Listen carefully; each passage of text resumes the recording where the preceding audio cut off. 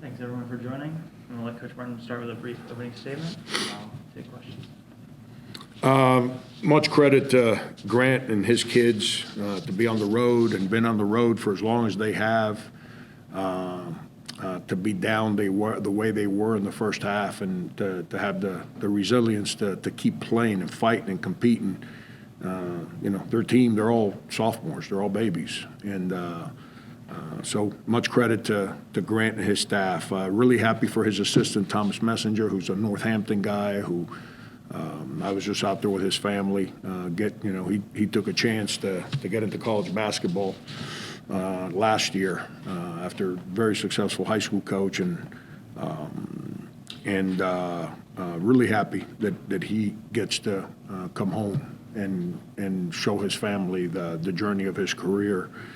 As one of the old guys in the business now, I'm really happy for young guys like Grant and him that work their tails off and try to move forward in the business. And then with us, we were in a 2.5 week.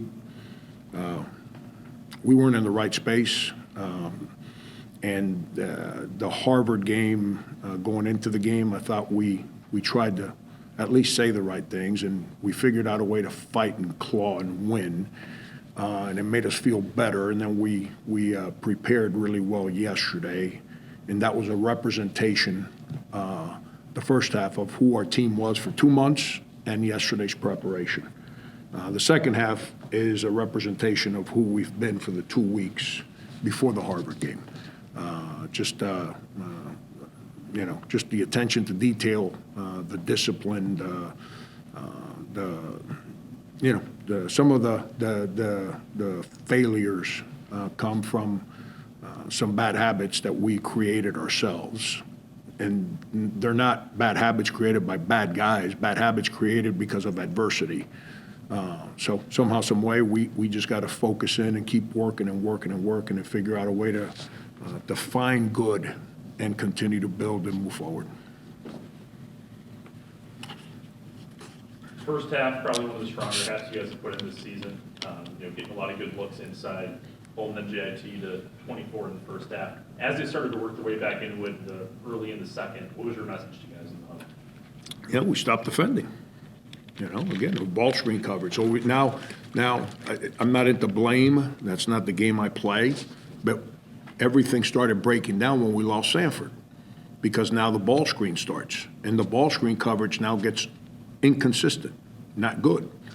And when the ball screen coverage is inconsistent and you're playing, and we made a mistake on a baseline out late in the half, really late in the half. And Jaden, like, our number one rule when we're in our baseline out defense is identify the guy that can't get the shot. Make sure he doesn't get it.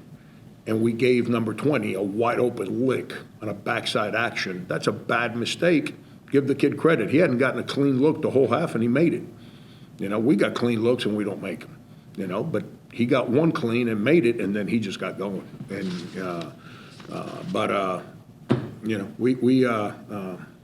our ball screen defense has to evolve, has to get better. It can't be relied on just one person. We need other guys to understand how to defend the ball screen. Coach Daniel Rivera with his first double-double of the season, Marquis Worthy having career high night in scoring. Mm-hmm. How did both of them really help down the stretch in scoring and also in rebounding, just with Hank and Sanford being out for a good portion of the game? Sanford, Daniel is, he brings a spirit and an energy every single day that's contagious. So not only did we lose his ball screen defense, but we also lost that positivity and that voice, that enthusiasm he brings. Well, we missed that a lot in the second half. That's where Marquis steps in. I'm really happy for Marquis. I thought Marquis is a wonderful teammate and works his tail off, and he's a good player. He's been trying to find confidence in college basketball. I was really happy for him today. He played like the guy that we recruited. He played like the guy that works his tail off every day. And then to follow up your question about Rivera, like everyone thinks that when you start coaching a player, you just kind of throw them out there and everything figures itself out. It's not that simple. I'm trying to figure out how to best utilize him so he can be an efficient offensive player. I think we're in a better space as to the things that we're trying to do that's going to continue to kind of utilize his strengths and play him through strengths. And then rebounding, like he had 11 rebounds today, should have had 20. And as a player, players usually like, man, coaches don't stop. Like, yeah, you're right, because he's good enough where in a game like today, should have had 20. But he still stands and watches. He's too good a rebounder to not go get certain rebounds. But he gave us 11 rebounds, but we got our tails kicked on the glass today. I mean, we just absolutely got annihilated on the. I don't know what the total final numbers were.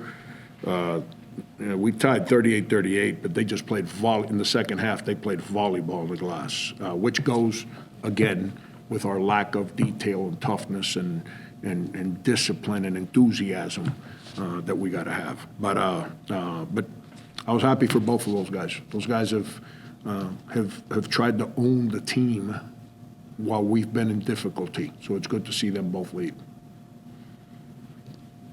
Rasul finally, he was late in the game, but he hit his first three since the Hofstra game.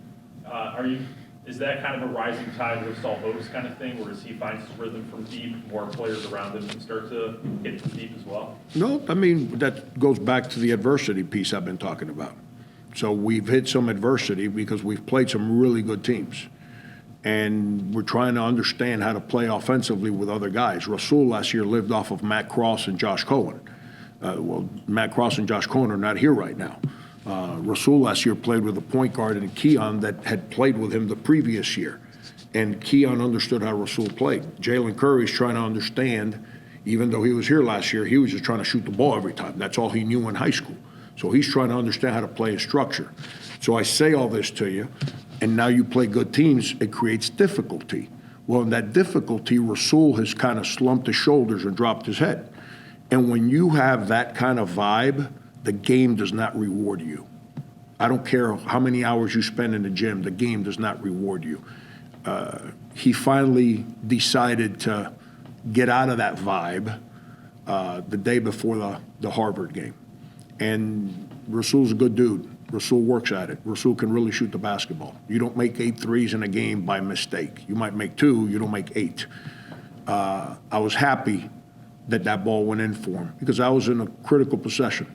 They had cut it to 9, I believe, and we needed a basket. We were leaking oil there.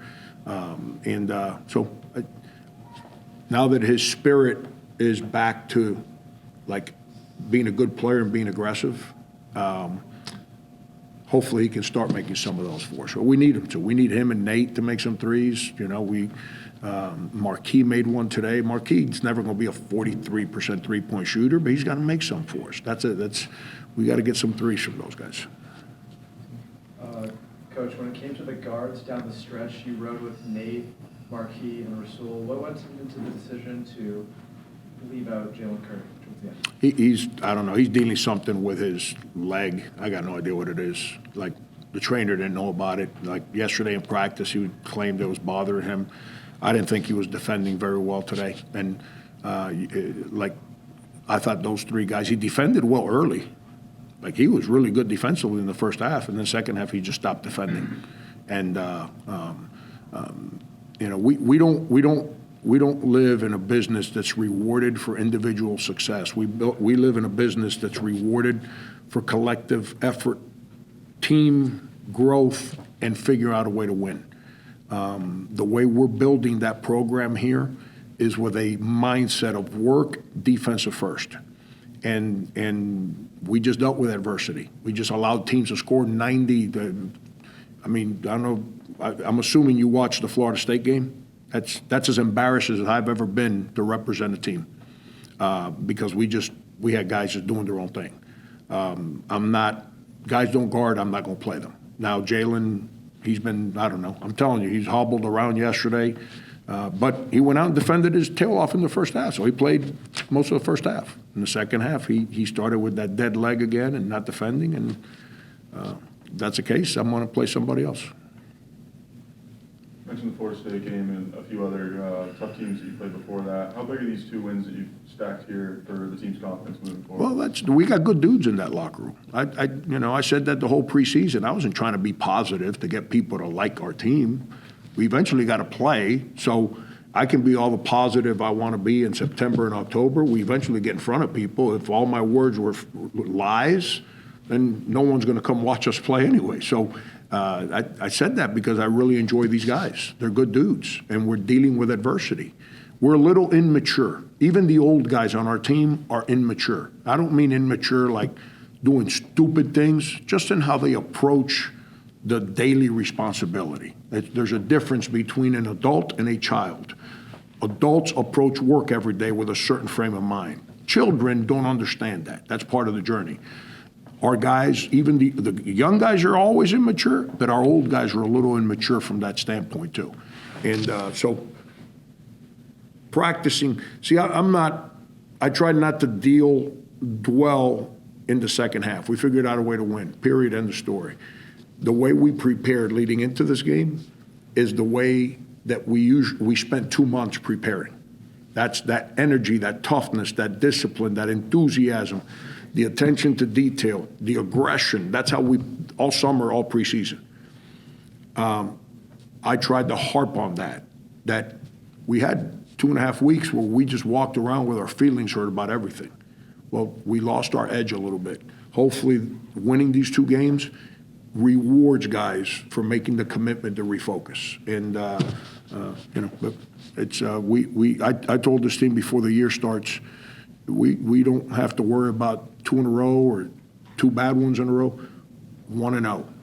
Just worry about the next one. Forget about the previous one. If we win 9 in a row, treat game number 10 like we've just lost 9 in a row. Every day we're trying to be 1-0, and that's the mindset that we're trying to create on our team right now.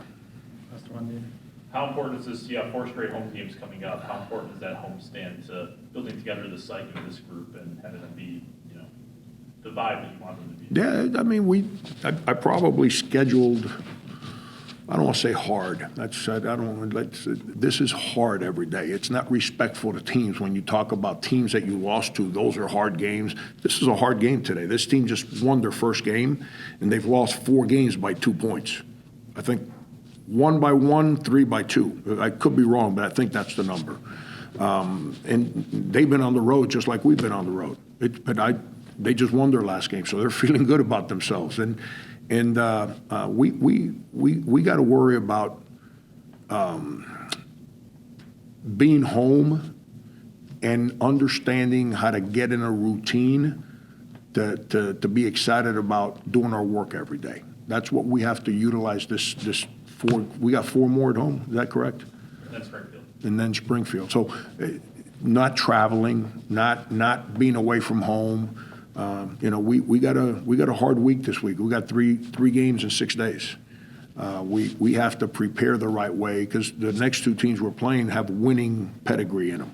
Central Connecticut State won last year, and they basically got their whole team back. And then Lowell has won 25 games a year for like 3 or 4 straight years. So there's winning pedigree with senior players. We have to understand we're dealing with a different animal from that standpoint in the next couple. But right now our focus has to be the next practice, the next detail, the enthusiasm for difficulty. Comprehend that when you lose your edge because of adversity, it's impossible to do things the right way. And that's the challenge for this team is trying to deal with this difficult stretch that we were in, to be at peace with it. To understand that's what we got in front of us, but we gotta prepare the right way. Our mindset, our commitment to one another has to. It's been good for the last 6 days. Now it needs to be good for the next 6 weeks. And if we do that, then this team will become what I think it can become. Thanks, everyone. Thank you.